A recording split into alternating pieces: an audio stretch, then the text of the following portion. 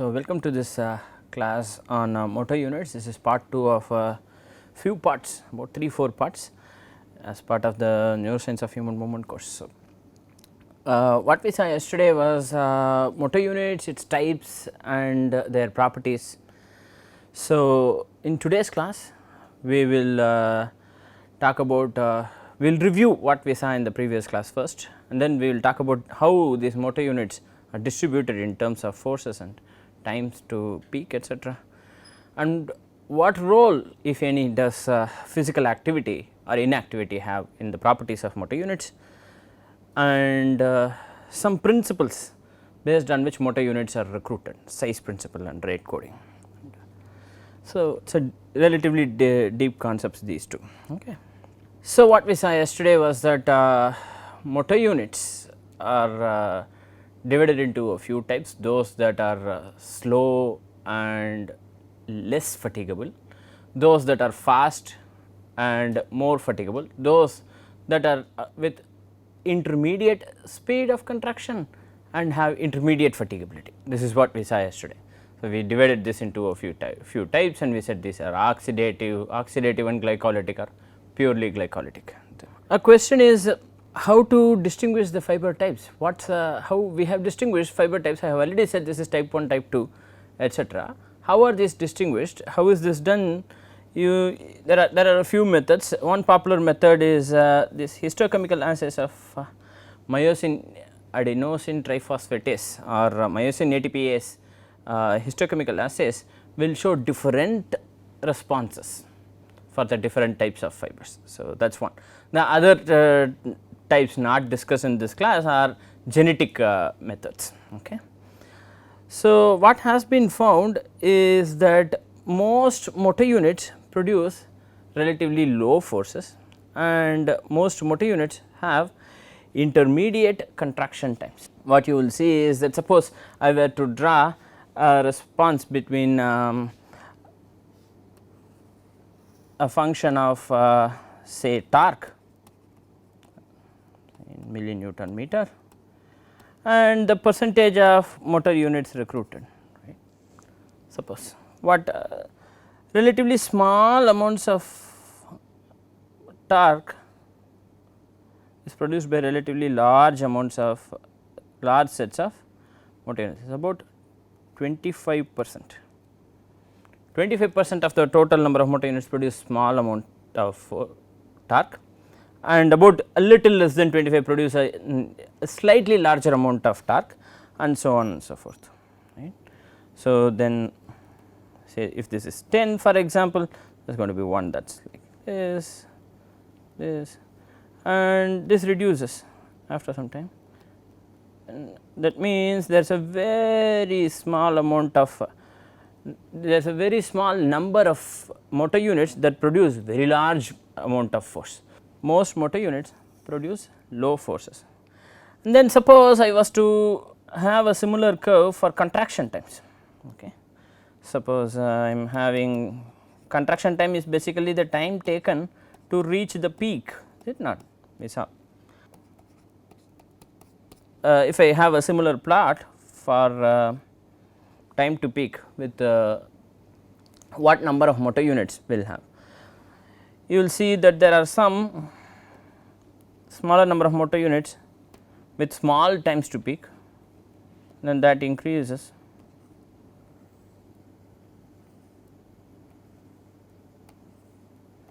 and so on and so forth. This is approximately a normal curve. So, if I were to plot this, I am going to get something like that. So, what you get again is that, and most motor units are located here and they have intermediate contraction times. So, most motor units have low forces, most motor units produce low forces and they have intermediate contraction times. So, these are two important lessons that we need to learn in terms of motor unit properties and their distribution, how motor units are distributed in terms of their properties. If I had 100 motor units, a large number of these 100 are going to produce low forces and a large number of these 100 are going to have intermediate contraction times. Okay. So, this is the general truth. spread across muscles. This is going to vary between individuals, this is going to vary between muscles, this is going to vary between groups of individuals and so on and so forth. I am talking about the general case. Then what else? Suppose if this was the case, can I influence this somehow? The answer is yes. I am interested in changing the following properties. We said these are the 3 important properties of motor units: speed of contraction. What is desirable in this case? A higher speed of contraction is desirable. I want to control these things quickly. A higher speed, more is good. Maximum force, again what is desirable? A higher force is desirable in general. In general, a higher force is desirable. Again, more is good. Fatigability. In fatigability, I want to have least fatigue while I am doing tasks. So, here more is not good, whereas less fatigability is good. One method, and we saw these are the types and we discussed this. So, there is it changes between oxidative and glycolytic and glycolytic. One method to change this is physical activity or exercise. So, what would one expect? As one would expect, power exercises, those that involve high intensity, this would be weightlifting or what are called as high intensity interval training or HIIT. High intensity interval training or weightlifting increases the speed of contraction and maximal force. So, I am interested, as I said, what are my interests? My interest is in increasing the speed of contraction and in increasing the maximum force that can be produced. That is possible. I can achieve both by doing power exercises, by doing weightlifting or by doing what are called as high intensity interval exercises. Either way, the intensity has to be very high, that is the point. If I need to reduce fatigability, I said fatigability is desirable if it is less fatigability is desirable, right. If I want to reduce fatigability, I need to perform prolonged low intensity exercises. So, it is known that if I perform prolonged but low intensity exercises for a relatively long periods of time, this is going to engage the aerobic portion of the spectrum that we saw. This is the spectrum that we saw. I am interested in reducing fatigue, I am interested in training this part, is it not? I am interested in doing the aerobic exercises more. If I am doing weightlifting, this is glycolytic, anaerobic. I am interested in engaging the aerobic portion more for a relatively long period, this will reduce fatigability. How? How does this do that? That is the question. How? Is that some sort of magic that does this? The answer is no, there is a reason why. There are physiological reasons why this happens. We said contraction speed increases with weightlifting. Why? What is the process that causes this? What is the mechanism? What is the physiological mechanism that causes this?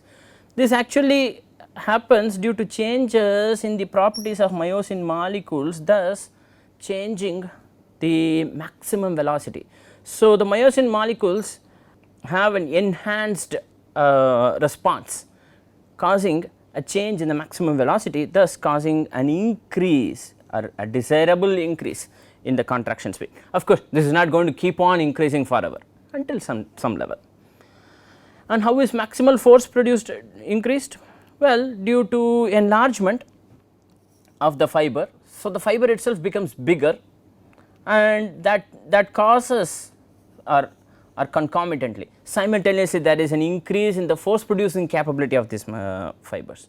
So, the fibers become bigger as in bulkier and also become stronger in terms of its ability to produce more force, causing an increase in the maximal force that can be produced.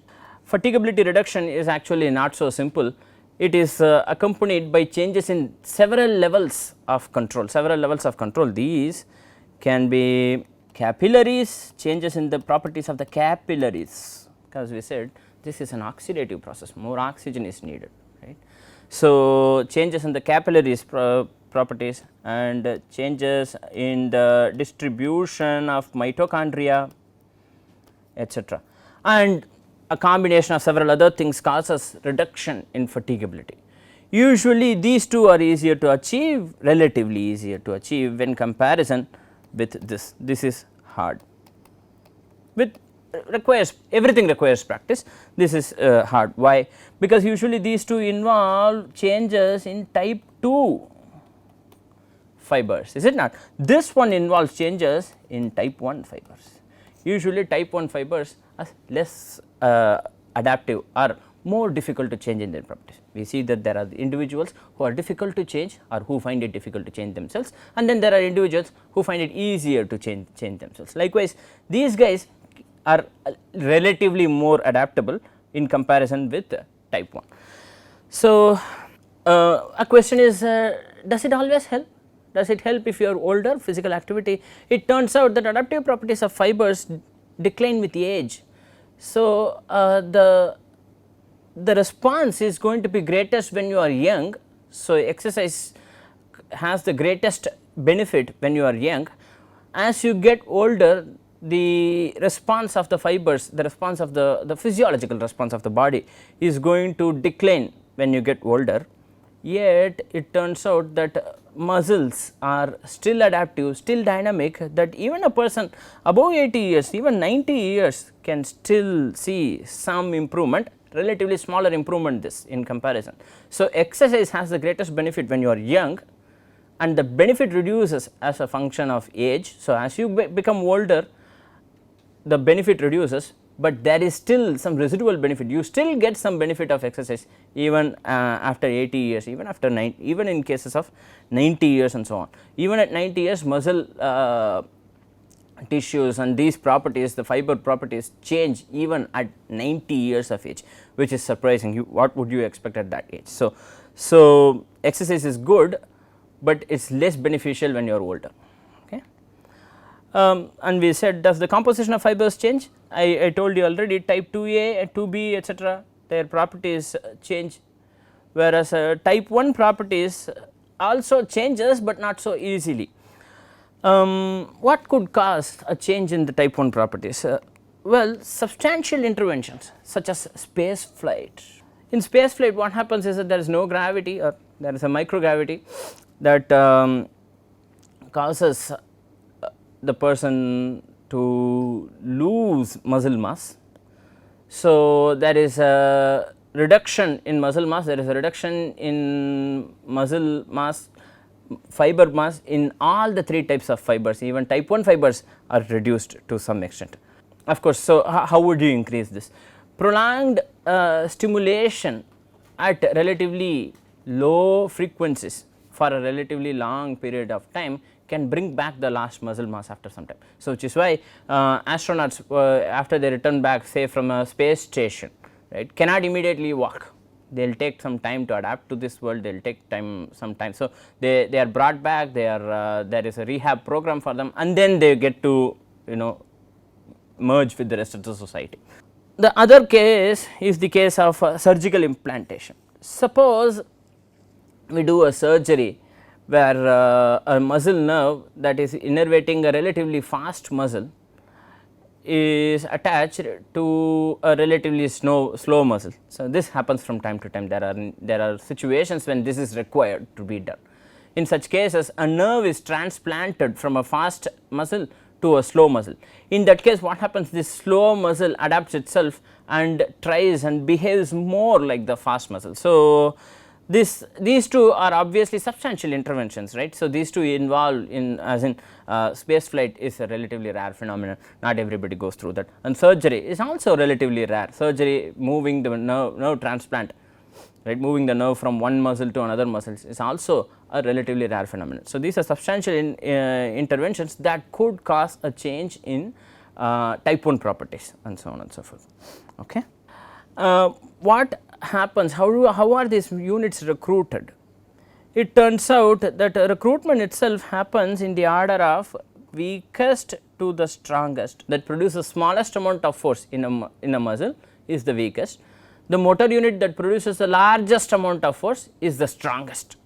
So, suppose I order this in the order of their strength or in the order of their ability to produce maximal force, then recruitment happens in an orderly fashion from the weakest to the strongest. First the weakest motor units are recruited, and then the next stronger one is recruited, and then the next stronger one is recruited, and so on and so forth. This also means that the recruitment proceeds from slow to fast, or from, I have put them in brackets because this is not exactly or always true, but this is mostly true, or from small to large. So, motor units are recruited in the size, in the order of their size. We said what is motor unit size? Motor unit size is defined by the innervation number, is it not? The number of muscle fibers innervated by a motor neuron. If it is small, then that is a small motor unit. The number that is, if it is large, if the motor innervation number is large, we call it as a large motor unit. Actually, quite literally, the motor neuron size also correlates very well with the motor unit size. In other words, the large motor units usually are innervated by large motor neurons. These motor neurons have larger diameters, they are literally big. A question is, we said that this recruitment happens in the order of size from the smallest to the largest. This principle is called as size principle, or also called as Henneman's principle, proposed by Elwood Henneman in the 1950s. Why is this true?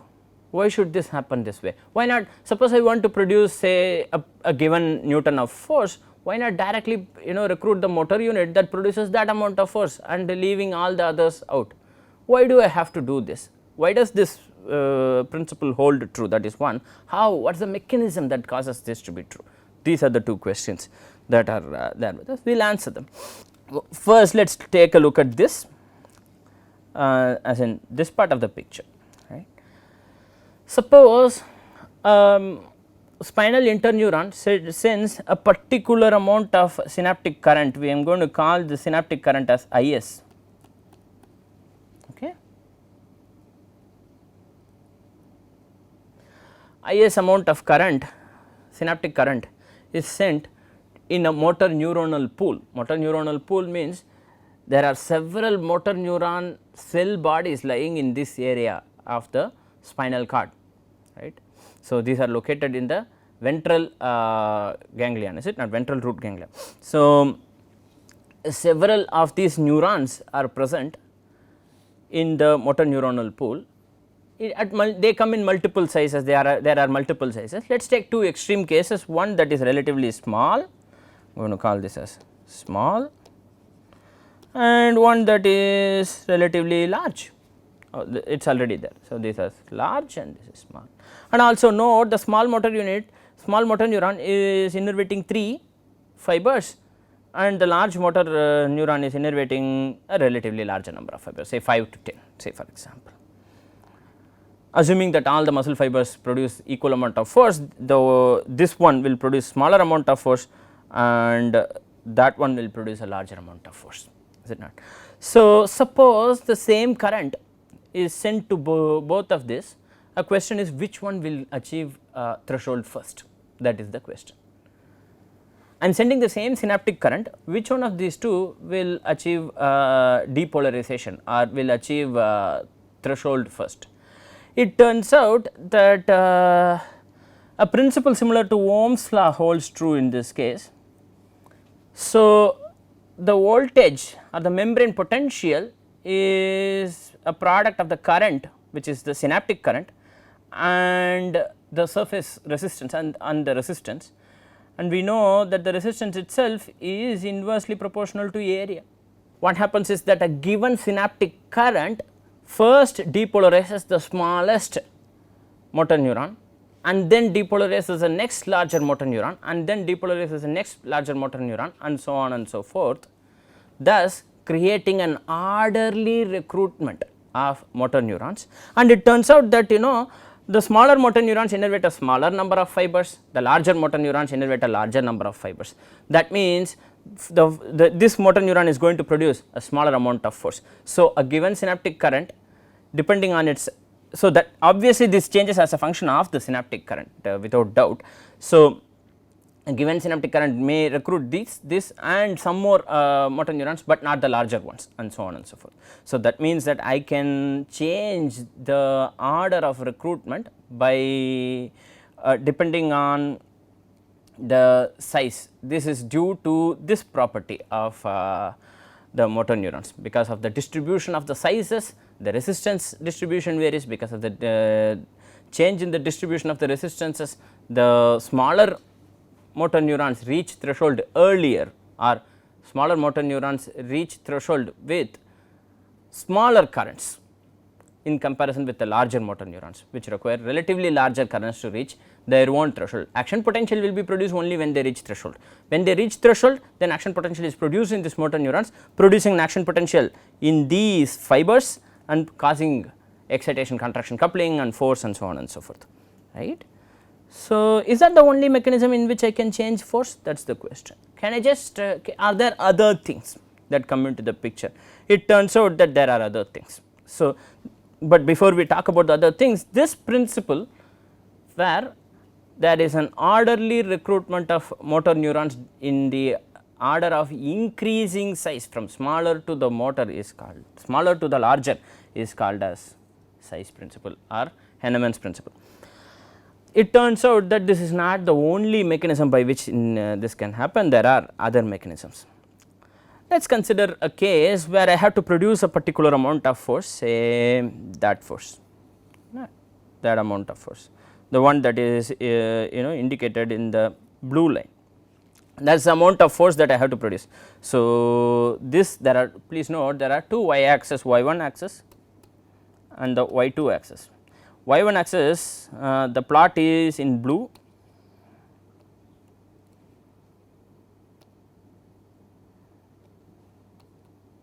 this is the blue plot and that is the red plot, okay, just so you know to read this properly. So, you see I want to produce this force, I want to produce that force, right, the one that is shown by the blue plot. The one that is shown by the blue plot is what I want to produce, and let us say I have recorded activity discharge rates of some motor units. Actually there are multiple motor units that are recruited to produce this force. Let us say that I have measured the activity of 4 different motor units. These motor units I am going to call that as the motor neurons, I am going to call this as M1, M2, M3, M4. What is the method in which you could measure their activity? We will have to see how to measure their activity. I am saying I have measured the activity of these motor units. How? We have not discussed that so far, we will discuss it in future class. So, somehow for the purpose of this class, let us assume that this has somehow been recorded, I have somehow been able to measure the activity of these motor units individually. Okay. The first motor unit is recruited at that time when the value at a frequency of about 10 hertz. I keep increasing this value, right, and that causes an increase in force, and I recruit one more motor unit and I keep increasing the discharge rate. So, for the red we will have to see the right hand side scale, y2 scale, is it not. So, the discharge rate keeps increasing for these two motor units. As these two motor units discharge rates keeps increasing, the force seems to increase. This is the output, blue line is the output which is the force, red lines are the input for the case considered, right. So, as the red lines keep increasing, the blue line also keeps increasing, right. Then at some point I am recruiting a new motor unit. As I recruit this motor unit and change its discharge activity, change its firing rate, it causes a further increase in force.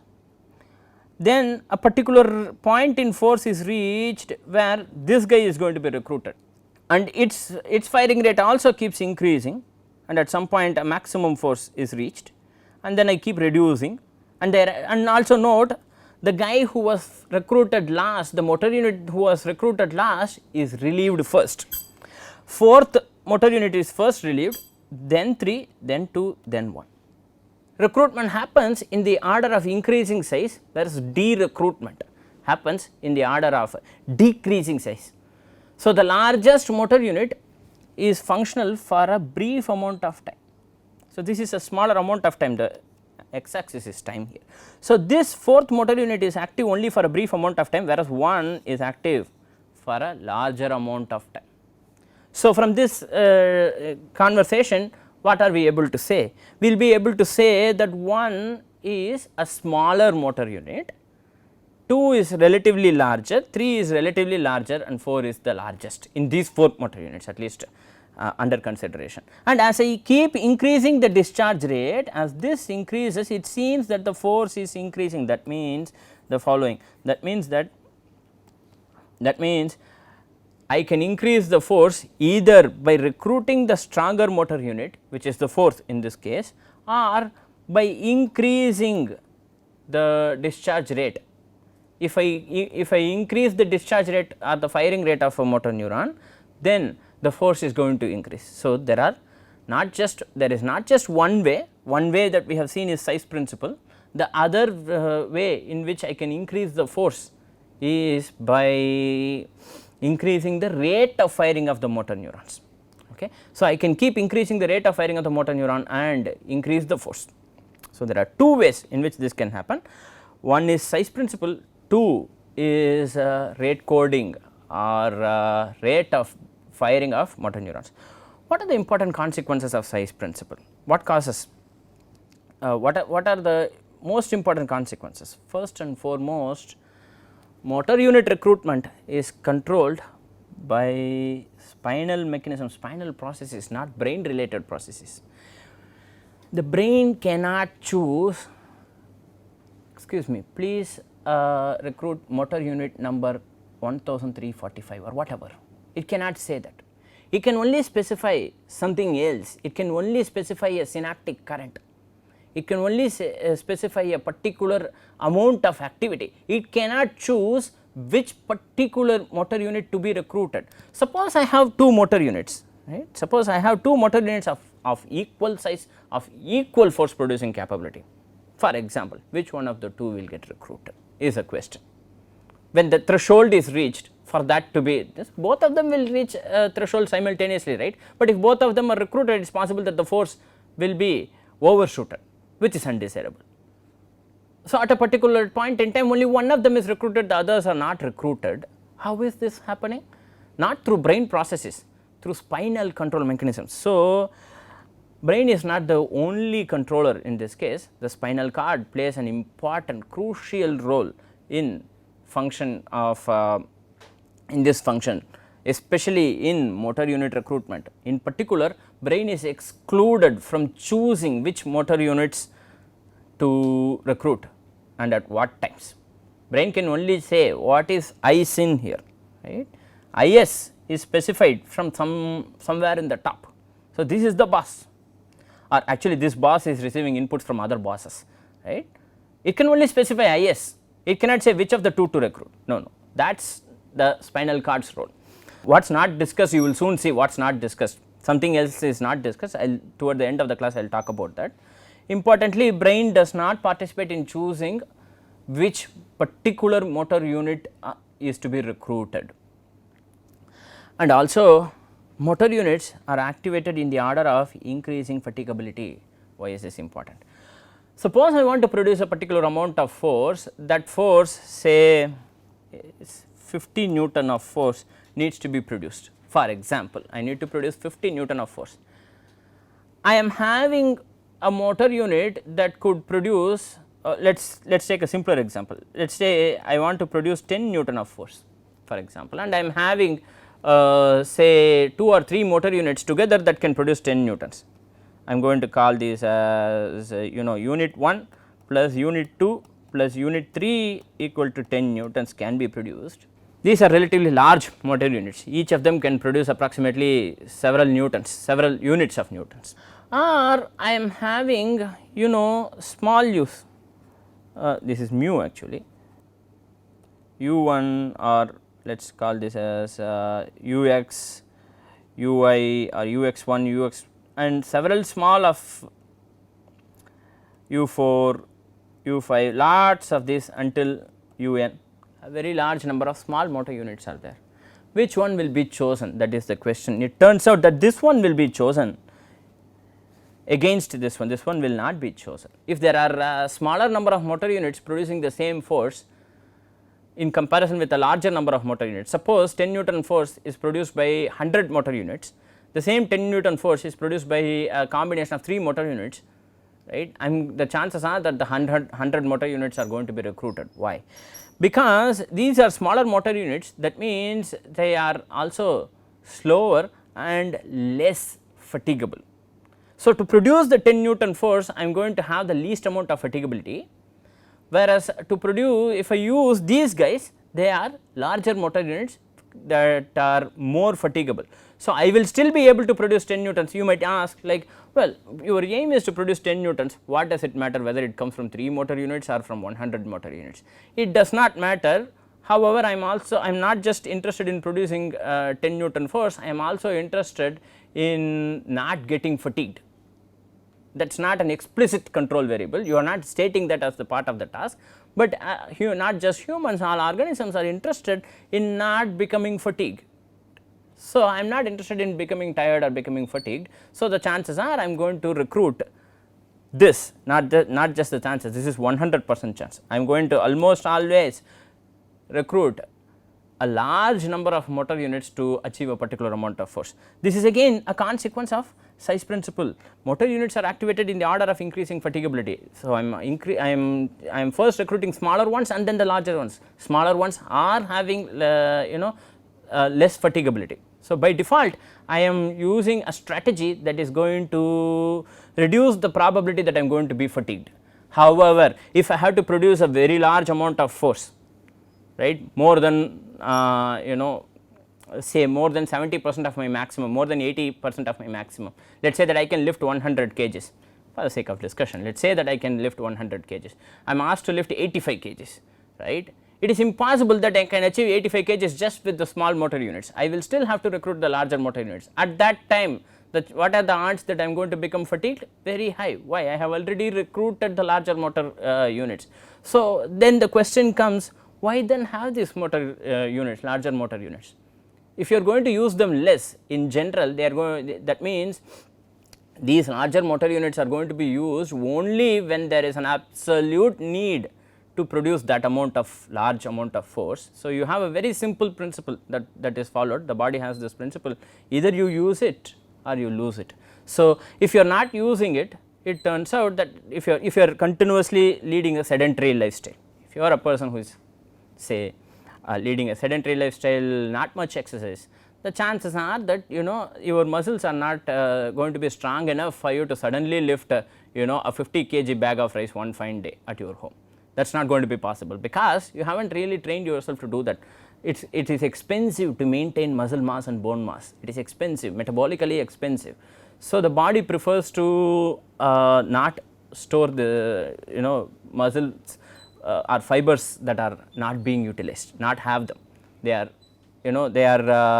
disposed of in favor of smaller motor units, but still there are some of them that are retained, that are going to be used in terms of emergencies, in times of emergency when you need them the most.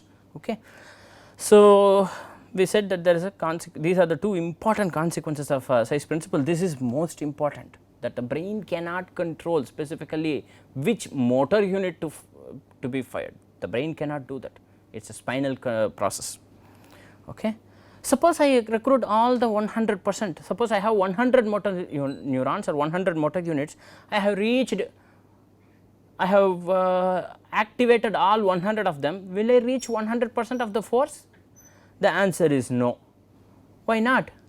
I have recruited, I said there are 100 motor units, all of them are active, all the 100 are active, I should be reaching 100% of my maximal ability, right? That is what one would think. The answer is no, because it turns out that I am able to increase force by another mechanism. I said that I can increase force not just by motor unit recruitment, but also by the rate of firing. I have only said that I have recruited all 100, but I have not said at what rate they are firing. It is possible that all the motor units, after they are recruited, if they are firing at relatively slow firing frequencies, then the force that may be produced after 100% recruitment it could cause sometimes in some muscles as less as 60% force, 60% of the maximum force, sometimes 75%. Then how is the other 40% achieved? In this case, how is the other 40% achieved? In this case, how is the other 25% achieved?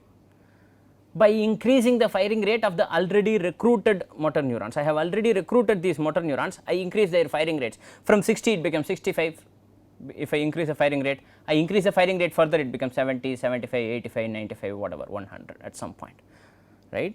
So, it is possible for me to do that by two processes, by size principle and increasing the rate of firing.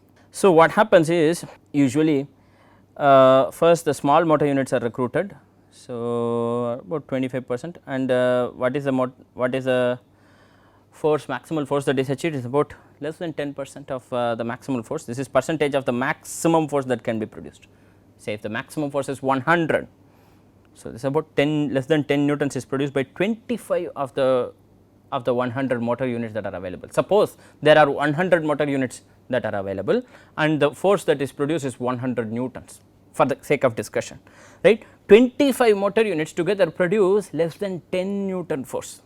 This is comparison to the case that the discussion that you see always on media, that 2% or 1% of the wealthy people have 60% of the world's wealth or something like that, right. So, there is a disproportionate distribution of wealth. Likewise, there is a disproportionate number of motor units that are recruited to produce a small amount of force, is it not. So, disproportionately large amount of motor units need to be produced. Then fatigue resistant motor units are recruited.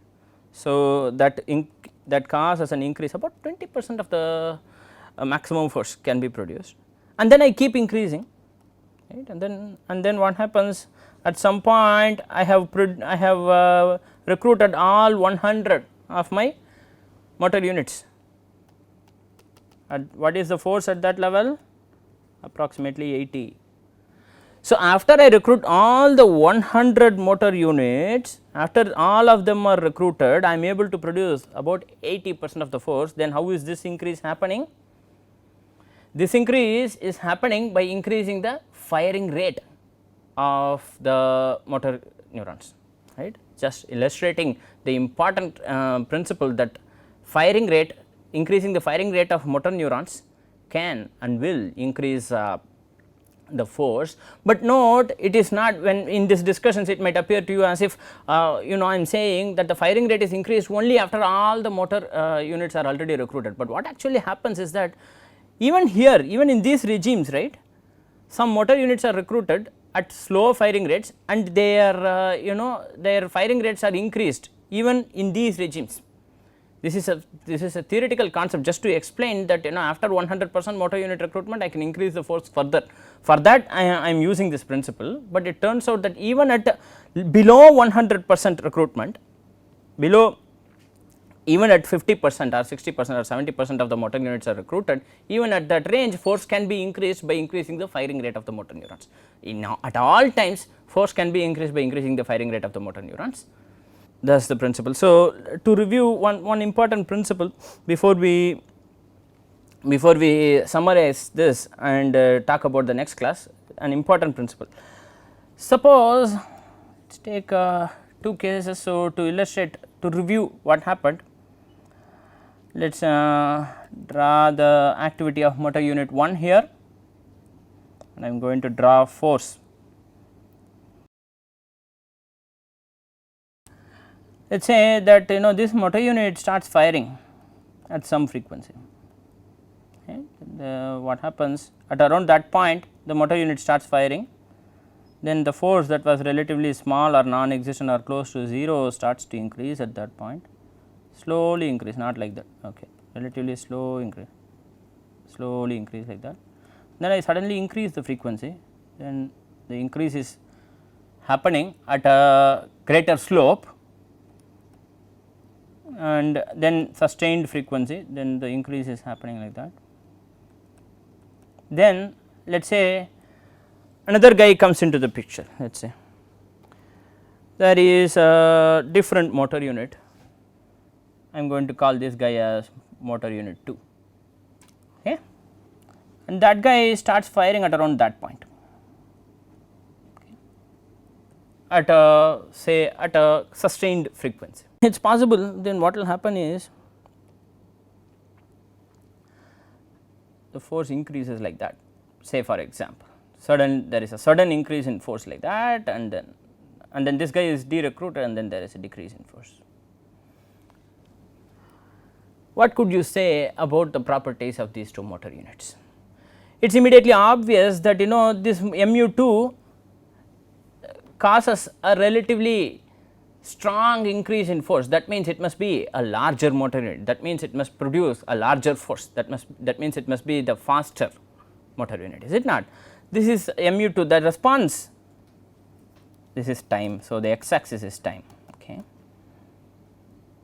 So, if suppose I were to draw the responses of these two motor units, I am going to draw the response of the mu1, okay, time in milliseconds, not seconds, for example. The response of the motor unit 1, right. This is a slow motor unit that increases, that reaches peak and then dies down like that, for example, right.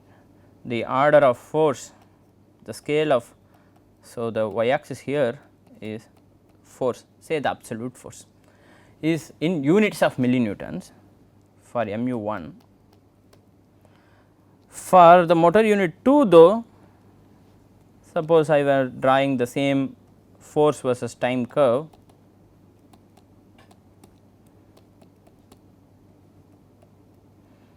right, I am going to have something like that,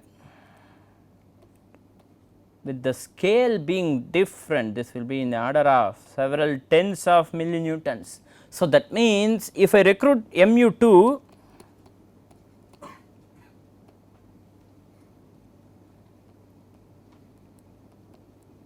if I recruit the motor unit 2, I am going to see this sudden development, this increase in slope. Why? Because this guy can produce a greater amount of force. Note the difference in scales, this is in units of motor, this is in units of millinewtons, this is in several tens of millinewtons.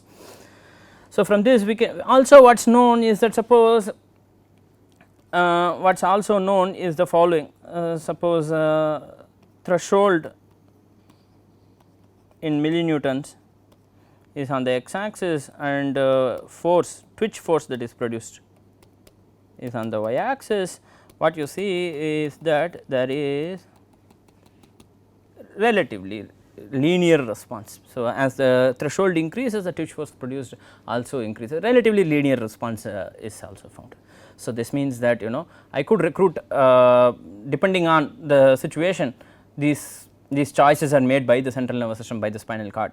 So, what are the two principles that control this? Size principle and rate coding. And we also saw we reviewed motor units, we reviewed how the motor unit properties are distributed across this, and we discussed the critical role of physical activity in day to day functioning. The joker in the pack is what is called as persistent inward currents and EMG. This is in the next class. Persistent inward current I am calling as the joker in the pack, because this changes everything. So, we have so far seen, I have now said, I have now described the system as if it is an engineering system. I am giving a greater current, a bigger motor unit is recruited, a greater force is produced. That seems too simple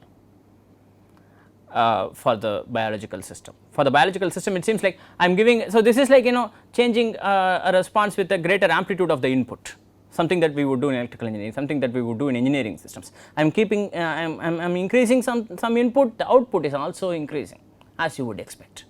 That is what I have now described, and also I am increasing the frequency of firing, the force is increasing. So far so good, but what is not discussed is this role, important role of monoaminergic inputs from elsewhere in the system. So, this is the joker in the pack, persistent inward currents. We need to discuss its critical, crucial role in adjusting the sensitivity or gain of the motor neuronal pool or excitability of the motor neuronal pool tomorrow in future classes, and we will also discuss EMG. So, with this we come to the end of today's class. Thank you very much.